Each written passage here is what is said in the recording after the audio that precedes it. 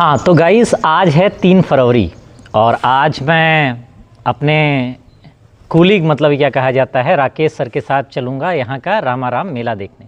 Basically आप सभी को पता है कि मैं यूपी वाराणसी से बिलोंग करता हूँ, लेकिन अभी मेरी कर्म भूमि जो है, जन्मभूमि वाराणसी है और कर्म भूमि हमारी छत्तीसगढ़ है। और छत्तीसगढ़ का बस्तर इलाका जिसको कहा जाता है कि अनसंग, मतलब इसको बहुत ज़्यादा एक्सप्लोर नहीं किया जा चुका है और इसको नक्सल क्षेत्र और इन चीज़ों के नाम से बहुत ज़्यादा इसको प्रचलित किया जाता है।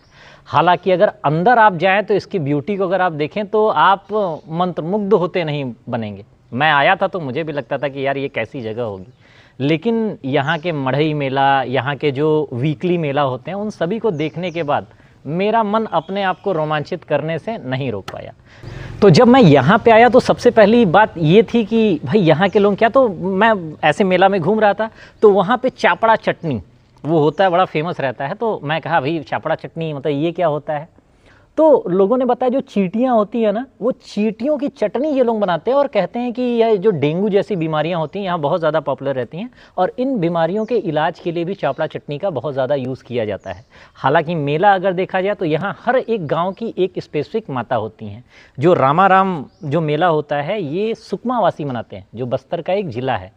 यहाँ पे चिटपिटिन माता की पूजा करी जाती है। उस दिन बहुत ढेर सारे लोग रहते हैं। लोग कहते हैं कि यहाँ पे माता आती हैं और कहा जाता है कि यहाँ के वाइब्स और जो देवियों का जो जमावड़ा होता है या फिर देवियों की जो शक्तियाँ होती है इस दिन बहुत ज़्यादा अपने प्रबल रूप में होती हैं। और अगर आप ऐसे दिन आप मंदिर जाते हैं या फिर आप उनके रथ यात्रा में अगर शामिल होते हैं तो देवी माँ यथार्थ रूप से आपको बहुत ज़्यादा ऊर्जान्वित करती हैं।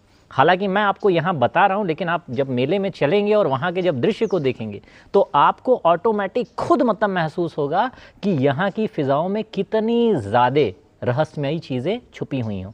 तो सभी रहस्य को हम देखेंगे और उसको डिकोड करने की कोशिश करेंगे। अभी हम चलते हैं हमारे साथी कलाकार राकेश सर के साथ। द वे हैं और कुछ देर के बाद हम पहुँच जाएंगे रामाराम मेला देखने।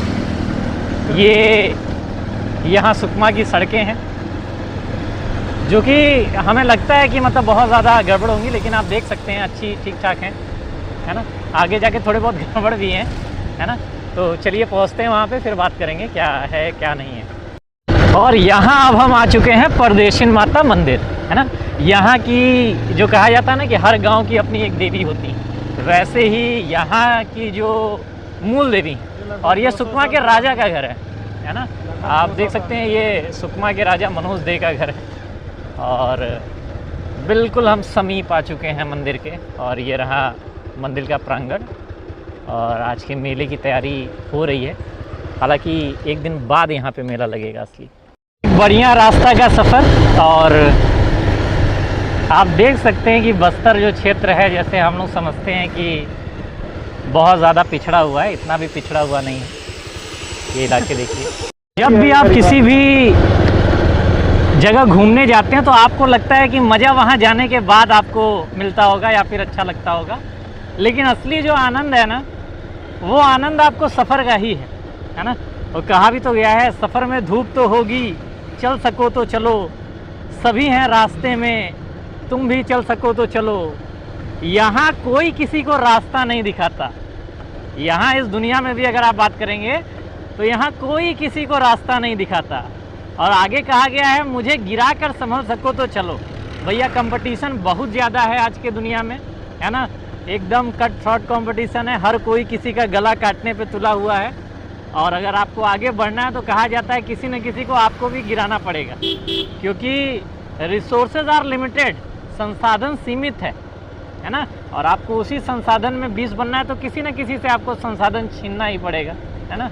हाँ, और इसी संसाधन को छीन के आप देखे होंगे कि जो मुग़ल थे वो भारत में आए और यहाँ का संसाधन छीन के कितना ज़्यादा वो बन गया पैसा वाले।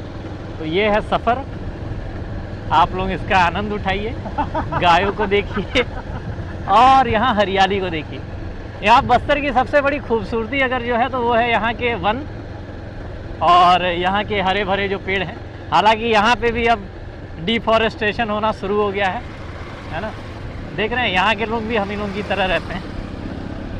हाँ हाँ, कुछ ऐसा नहीं है कि देखने में अलग रहता। हाँ, एक चीज़ है, हरियाली यहाँ की थोड़ी सी आपको अलग तरह की दिखेगी, है ना।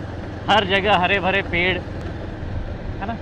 हाँ, फसलें तो उतनी अच्छी नहीं होती, लेकिन अगर आप पेड़ देखेंगे तो यहाँ पे आपको देखने को मिल जाएंगे बहुत अच्छे। और घर भी वैसे ही हैं जैसे हम लोग के साइड में रहते हैं ना। हाँ, बिल्कुल वैसे ही आपको मिलेगा, है ना। हाँ, बच्चे भी वैसे ही हैं। अब धीरे धीरे ये भी जागरूक समाज हो रहा है और अपने आप को काफ़ी आगे ले जा रहा है और ग्रो करेगा आगे लाइफ, है ना। तो आप लोग एंजॉय करते रहिए, धीरे धीरे ऐसे ही बातचीत करते हुए हम पहुंच जाएंगे अपने सफ़र की तरफ और मंजिल की तरफ पहुंचेंगे। जब भी हम लोग आते हैं तो जिला पंचायत पड़ता है, ये हमारे सुकमा का जिला पंचायत है। आप देख सकते हैं प्रांगण कैसा है, और उधर गांधी जी और जिला कलेक्ट्रेट भी पास में ही है। तो आप जब भी जाएंगे ऐसे घूमने के लिए तो रास्ते में अच्छी अच्छी जगह मिलेंगी। और टाइम पास के लिए अगर सबसे अच्छा अगर कुछ कहा जा सके तो वो होता है फल्ली हमारा, है ना। तो हम भी थोड़ा फल्ली खाएंगे, है ना, और थोड़ा टाइम पास करेंगे और थोड़ा आराम करते हुए चलेंगे। कहा जाता है ना कि सफ़र का ही मज़ा है। ऐसा नहीं है कि वहाँ पहुँचने के बाद आपको कोई चीज़ मिलेगा।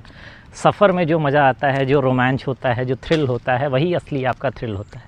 बाकी तो सब भगवान है।